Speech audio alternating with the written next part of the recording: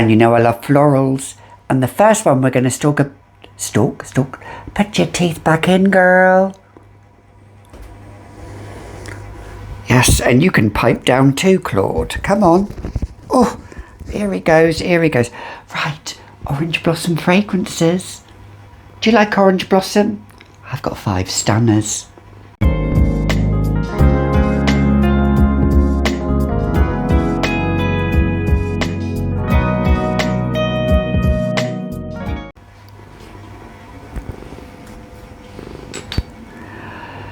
Hi, I'm Gabby and welcome back to another edition of the Fragrantician, where here on this channel we talk about nothing but fragrances. So, if that is your bread and butter and jam, because let's face it, the way fuel prices are going at the moment, that's all we'll be living on, then stay tuned. So today we're talking about orange blossom. Now, orange blossom, we're not talking about the orange fruit, we're talking about the blossom that comes from the orange flower. Now, with orange blossom, you think sweet, you think floral, slightly animalic it can be, slightly indolic as well. It is a sweet, maybe even pungent note to some, and to some they may not like it. Now, the blossom actually comes from the plant of the orange flower itself, whereas neroli is more about the citrus part and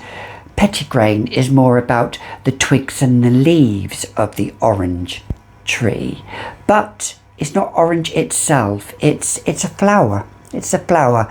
So let's talk about it. So the first one I'm going to talk about, which I think is the best, hands down, hallelujah moment, is Fleurs d'Oranger by Serge Lutens. And the reason why I wore this to death over Christmas, and I wore this to death in January. I think this is the best orange blossom fragrance that I could pick, really. It is stunning, I think. How often do we say the word stunning? But it is, but it's mixed with other white florals and citrus notes. It just has citrus notes, so I don't know if it's lemon or lime or what have you, but which gives it some sweetness, and this cumin, that backbone of cumin there, just makes it slightly different than just your average orange blossom scent, because orange blossom can come off as slightly soapy, slightly sharp, sometimes too fresh for people. Although this has freshness, it has lightness, it still has a little bit of darkness, because Serge Lutens fragrances always have to have some darkness about them. So long lasting, projects, beautiful, stunning, again stunning, but yeah, it is, and I don't care what you say, it's my #1 orange blossom fragrance, and it's my honorary mention. Serge Lutens Fleurs d'Oranger. By the way, as a footnote, as a side note, you can wear these fragrances all year round. Just because it is a floral note, which the orange blossom is the star of all these fragrances, it doesn't mean to say you can only wear them in spring and summer, or certain ones in autumn and winter. You do you, I do me. I'm not a seasonal wearer. Some are, and some do last longer than others, but just wear them all year round if you want to. Moving on, I am moving on to Elie Saab, or Elie Saab, Le Parfum in white.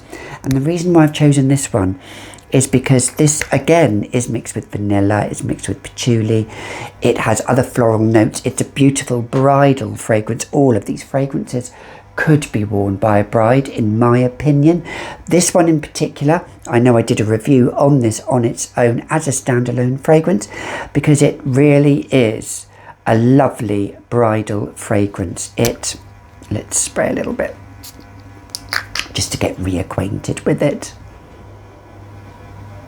It is sweet, so if you like a sweet fragrance, you will love this. All of these are backed with other white florals such as jasmine, Tuberose, jasmine, tuberose and orange blossom. Those are the three notes, the three floral notes that are combined a lot in perfumery, and sometimes you can't pick out that particular note of white floral because the mélange, the mixture of them is as... Do you agree, Claude? Do you agree? Yeah, you want to come up? He wants to come up on my lap. But yes, Elie Saab, Le Parfum in white. I really do like this fragrance. I'm going to wear this fragrance a lot more. It's beautiful. The next one is for pure class, in my opinion. Pure class, and that's Chanel Coco Mademoiselle. Although that has more citrus and it does have patchouli in it as well, I do pick up on the orange blossom, and it gives a slightly, ever so slightly soapiness, but ever so, not predominantly. It's fresh, it's sweet, it's uplifting. I find it invigorating. Some will find it too strong. Some say now they prefer the Coco Mademoiselle Intense. I tried it. I'm still a lover of the OG, and actually I have quite an opinion about other flankers of the real OG now, of the OGs. I think the OG, stick with it. Flankers, I get quite irked off when there's a flanker of a fragrance, or there's a flanker of another flanker, which it's completely different. It could be a fragrance in its own right. But coming back to orange blossom, because I've kind of like gone off on a little tangent there, I think this fragrance is good daytime, evening, from the office to the dance floor, from daytime to evening, spring, summer, autumn, winter. It's an all-season fragrance. It stood the test of time, is over 20 years old, and it's an iconic, classic orange blossom fragrance. The orange blossom is there, supported with the other florals, but patchouli, it's, to me, it's all about orange blossom and patchouli, which takes me on to another fragrance, La Vie est Belle, l'Eclat, which is a beautiful orange blossom combined again with patchouli. I love orange blossom combined with patchouli. This also has a little bit of iris in it, so it's slightly powdery. And it really is beautiful. La Vie est Belle, l'Eclat, this one. Out of all of these fragrances, this isn't the longest lasting one. This is probably moderate, and projection is moderate. You do have to reapply throughout the day. However, this I feel is office safe. It's workplace safe. It's not too sweet. I think Elie Saab Le Parfum in white is much sweeter. Actually, it is much sweeter than this Elie Saab Le Parfum in white. This is more orange blossom with powderiness. This is orange blossom sprinkled with a dusting of icing sugar. That's the only way I can describe this. It is beautiful, pretty, very pretty. All of these fragrances are very, very pretty. All of them are. And they're not going to cause offence, I don't think, in my opinion anyway. But La Vie est Belle, l'Eclat, another beautiful, stunning orange blossom fragrance. The next one is not really talked about. I've only talked about it, and I don't know if I've seen anybody else talk about it, and that's by Egretta Perfumes, and this is Caught in the Act. Look at that dainty little picture on there. So Art Deco, so 1930s, so vintage. But don't let that deceive you. Although this is a floral orange blossom, it is a candied orange blossom. You do get some greenness there from the leaves of the orange blossom, I feel. It has that, so it feels like it has petitgrain in there as well, but the orange and the orange blossom combined is beautiful and stunning. This has lovely sillage, beautiful sillage, beautiful projection out of all of these fragrances. This one, Fleur d'Oranger, and the next one I'm talking about has a beautiful projection. This floats in the air, but if you like a sweet with some freshness, then I would definitely go with Caught in the Act. It's an eau de toilette, but don't let that put you off, because I find it still works on my skin. Well, it works on my skin quite well. I was quite surprised how well it worked. Aren't you, Claude?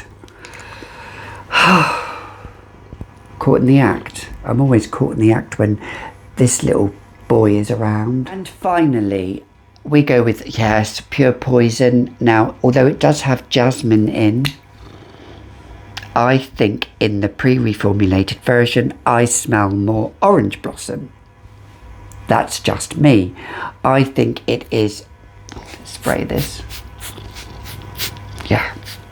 Yeah, you see I'm an oversprayer, I know.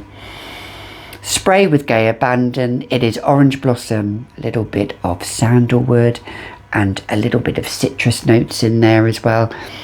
Has a little bit of creaminess with the sandalwood, but the orange blossom is the star of this.